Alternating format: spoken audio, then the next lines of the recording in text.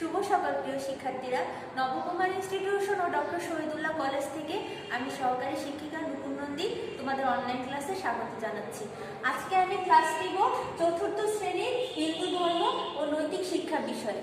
প্রিয় শিক্ষার্থীরা দেখো, তোমাদেরকে আমি এর আগে পড়িয়েছি চতুর্থ শ্রেণীর তৃতীয় এবং চতুর্থ অধ্যায়। আজকে তোমাদেরকে আমি সামান্য আলোচনা করব পঞ্চম অধ্যায় বিষয়ে। এখানে পঞ্চম অধ্যায় আছে ত্যাগ ও উদারতা। সাধারণভাবে ত্যাগ বলতে কোনো কিছু ছেড়ে দেওয়া বা বর্জন করা বোঝায়। বিশেষভাবে ত্যাগ মানে নিজের স্বার্থ, নিজের সুখ বা লাভের চিন্তা ও কর্ম থেকে বিরত থাকা। আর এখানে আছে উদারতা সম্পর্কে।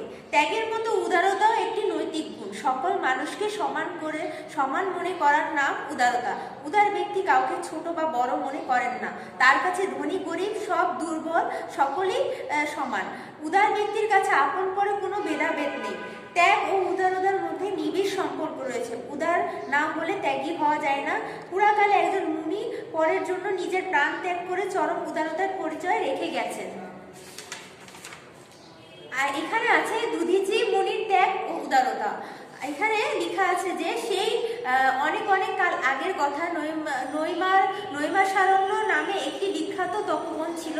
সেখানে মুনি ঋষিরা তপস্যা করতেন। সে সময় বৃত্ত নামে এক অসুর খুব শক্তিশালী হয়ে ওঠেন।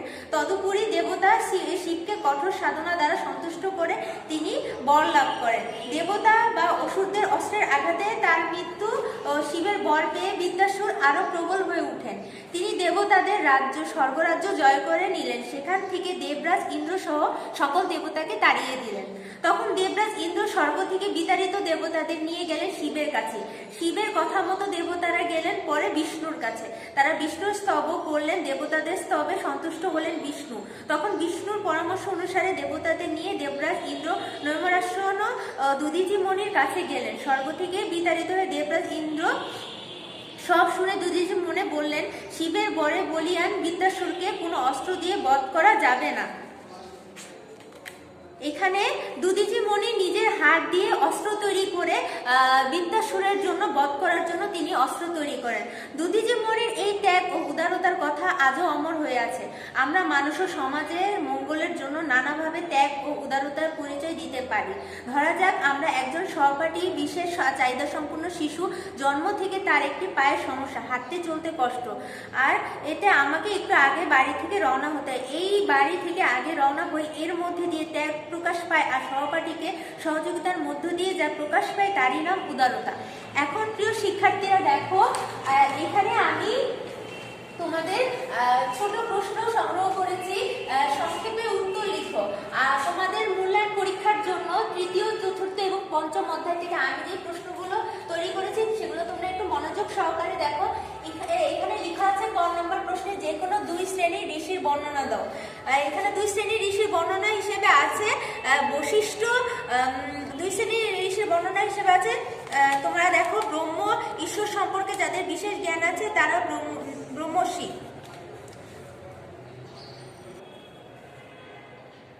শিক্ষার্থীরা দেখো, এখানে আছে যে কোনো দুই শ্রেণীর ঋষির বর্ণনা দাও। এখানে এক শ্রেণীর ঋষি আছে ব্রহ্মর্ষি। ব্রহ্ম বা ঈশ্বর সম্পর্কে যাদের বিশেষ জ্ঞান আছে তারা ব্রহ্মর্ষি, যেমন বশিষ্ঠ। আবার দ্বিতীয় শ্রেণীতে আছে দেবর্ষি, যিনি দেবতা হয়ে ঋষি, তিনি দেবর্ষি, যেমন নারদ স্বর্গে বাস করেন। এখানে খ নম্বর প্রশ্নে আছে 5 জন মুনি ঋষির নাম লেখো। এখানে 5 জন মুনি ঋষির নাম হচ্ছে অত্রি, কশ্যপ, গৌতম, বশিষ্ঠ ও বিশ্বামিত্র।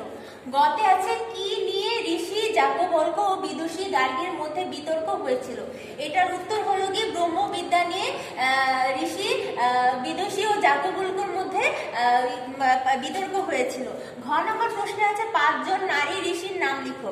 উত্তরে আছে বেদে অনেক নারী ঋষির নাম পাওয়া যায়, গার্গী, ঘোষা, বিশ্ববারা, অপালা, লোপামুদ্রা। 15 নম্বর প্রশ্নে দেখো, মহাভারতের 5টি পর্বের নাম লেখো। মহাভারতের 5টি পর্বের নাম হলো আদি পর্ব, সভা পর্ব, বন পর্ব, বিরাট পর্ব, উদ্যোগ পর্ব। এবার দেখো 4 নম্বর আছে মহাভারতে কয়টি পর্ব আছে। মহাভারতে মোট 18টি পর্ব আছে। এবার 6 নম্বর প্রশ্নটি দেখো, সহনশীলতার অর্থ কি। এটার উত্তরে আছে সহনশীলতা অর্থ হলো শ্রদ্ধার মতোই একটি নৈতিক গুণ। সহনশীলতার অপর নাম সহিষ্ণুতা। সহনশীলতার অর্থ হলো সহ্য করার ক্ষমতা। হিন্দু ধর্মে একে তিতিক্ষাও বলা হয়েছে। বর্গীয় নম্বর প্রশ্নে দেখো, হিন্দুদের 3 প্রধান ধর্মীয় অনুষ্ঠানের নাম লিখো। এখানে আছে বর্গীয় জতে আছে, এটার উত্তর দেখো দুর্গাপূজা, লক্ষ্মী পূজা ও দোলযাত্রা। এবার 6 নম্বর প্রশ্নে দেখো সম্প্রীতি কাকে বলে? সমাজে শিশু, নারী, পুরুষ, জাতি, ধর্ম, বর্ণ নির্বিশেষে সকলের প্রতি শ্রদ্ধাশীল ও সহনশীল হতে হবে।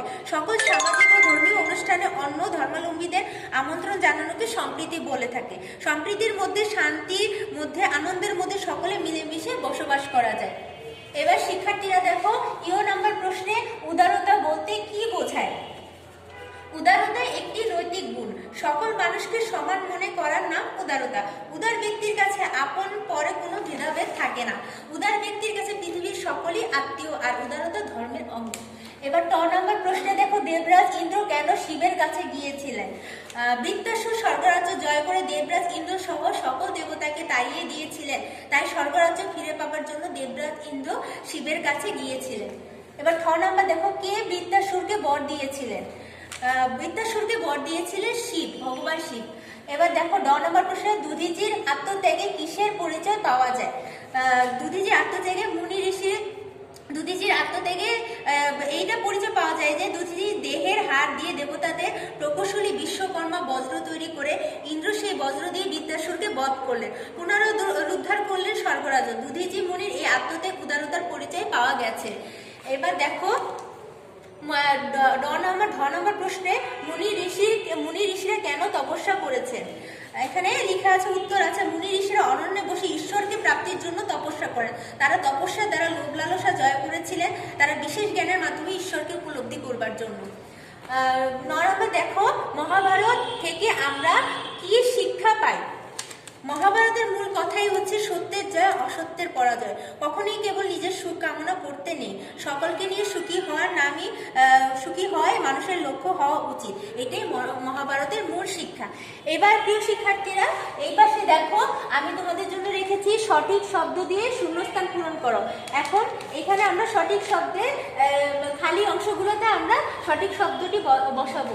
এখানে দেখো লেখা আছে মুনি ঋষিরা অরণ্যে বসে তপস্যা করতেন। কি করতেন? ঈশ্বরের, দেখো আমি লিখে দিচ্ছি, ঈশ্বরের তপস্যা করতেন। 6 নম্বরে আছে বিশ্বামিত্র ড্যাশ নামেও পরিচিত ছিলেন। এই ড্যাশে আমরা কি বসাবো? কৌশিক।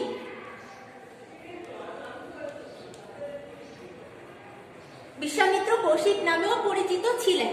9 নম্বরে দেখো ব্রহ্মবিদ্যায় ড্যাশ গার্গী ছিলেন অগ্রগণ্য। এই ড্যাশে কি বসাবো?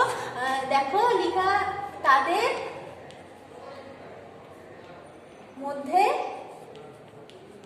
গার্গী ছিলেন অগ্রগণ্য। ঘ নম্বরে দেখো সংস্কৃত ভাষায় মহাভারত রচনা করেছেন ড্যাশ। কে? ব্যাসদেব।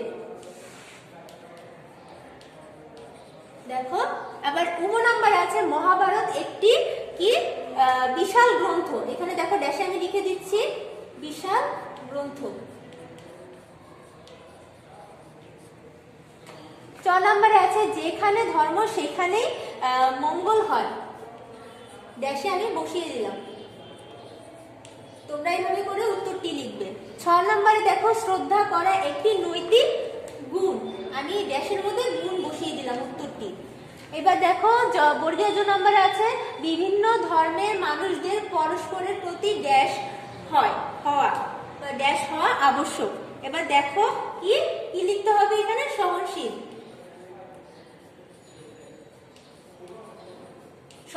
হওয়া আবশ্যক। এবার দেখো 6 নম্বরে আছে সমাজে ড্যাশ জন্য দরকার সহনশীলতা। কি? সকলের জন্য, সকলের জন্য দরকার সহনশীলতা। ইহতে দেখো ত্যাগ একটি ড্যাশ গুণ। ত্যাগ একটি কি? ড্যাশ আমরা কি বসাবো? নৈতিক গুণ। নিচে 10 নম্বরে দেখো ত্যাগ ড্যাশ অঙ্গ। কি? ধর্মের অঙ্গ। এবার 6 নম্বরে দেখো আমরা নানাভাবে ড্যাশ পরিচয় দিতে পারি। কি দিতে পারি? ত্যাগ ও উদারতার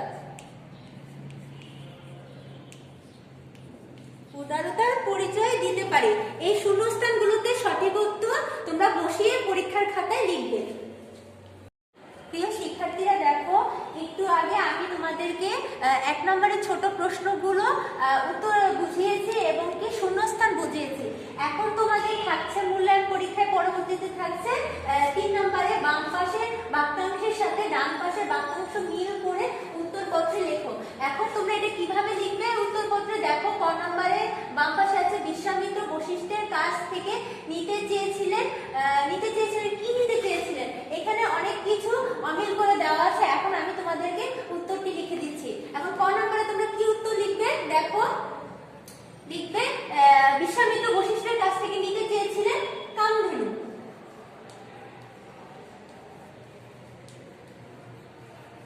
তোমরা ডান পাশে এই উত্তরটি লিখবে। এবার খ নম্বরে দেখো, বশিষ্ঠ ছিলেন একজন, এখান থেকে কিভাবে উত্তরটি বের করবে, বশিষ্ঠ ছিল একজন, এই যে দেখো ব্রহ্মর্ষি, এই যে দেখো লিখছি।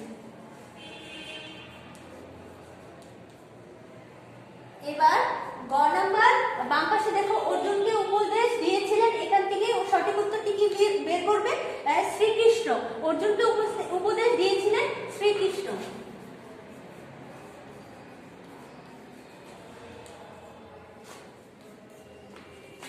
এবার ঘ নম্বরে দেখো, শ্রদ্ধা ধর্মের, এখান থেকে কি বের করবে দেখো, শ্রদ্ধা ধর্মের অঙ্গ।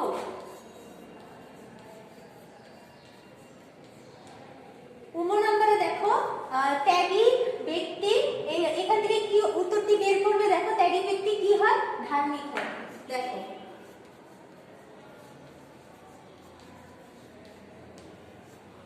বাম পাশের শব্দগুলো থেকে বাক্যগুলো থেকে ডান পাশের গুলো সঠিক উত্তর বের করে এইভাবে করে উত্তরটি তোমরা এইভাবে সাজিয়ে সুন্দর করে লিখবে। এবার দেখো পাশে দেখো তোমাদের এখানে আছে 4 নম্বরে থাকবে বড় প্রশ্ন, নিচের প্রশ্নগুলোর উত্তর দাও। এখন প্রিয় শিক্ষার্থীরা দেখো, ক নম্বরে রেখেছি আমি বিশ্বামিত্র রাজ্য ছেড়ে দিয়েছিলেন কেন, আর খ নম্বরে আছে কাদের মুনি ঋষি বলা হতো, গ নম্বরে আছে ঋষি গার্গী কেন বিখ্যাত হয়েছিলেন, ঘ নম্বরে আছে যদুবংশ কিভাবে ধ্বংস হয়, উম নম্বরে আছে ধর্মগ্রন্থ পাঠ করলে আমাদের কি উপকার হয়, চ নম্বরে আছে সহনশীলতার প্রয়োজনীয়তা কি, ছ নম্বরে আছে ত্যাগ কাকে বলে উদাহরণ সহ বুঝিয়ে লিখো। বর্গীয় নম্বরে আছে মহাভারত সম্পর্কে সংক্ষিপ্ত আলোচনা করো, কাশিরাম দাসের বাণী সহ মহাভারতের 18টি পর্বের নাম লেখো। প্রিয় শিক্ষার্থীরা দেখো, এখানে ধর্ম, আমাদের হিন্দু ধর্ম খুব একটা কঠিন বিষয় না, সুন্দর গল্পের মতো। তোমরা যদি তৃতীয়, চতুর্থ এবং পঞ্চম অধ্যায়টি খুব ভালোভাবে পড়ো, খুবই ছোট করে এই অনুশীলনের বর্ণনাগুলো আছে, তোমরা যদি একটু সুন্দরভাবে পড়ো তাহলে তোমরা এই প্রশ্নগুলোর উত্তরগুলো খুঁজে পাবে। আশা করি তোমরা এই অনলাইন ক্লাসের প্রতি মনোযোগী হবে এবং কি মূল্যায়ন পরীক্ষা তোমরা ভালোভাবে প্রস্তুতি নিবে, ভালোভাবে পড়াশোনা করবে, সুস্থ থাকবে। ধন্যবাদ সবাইকে।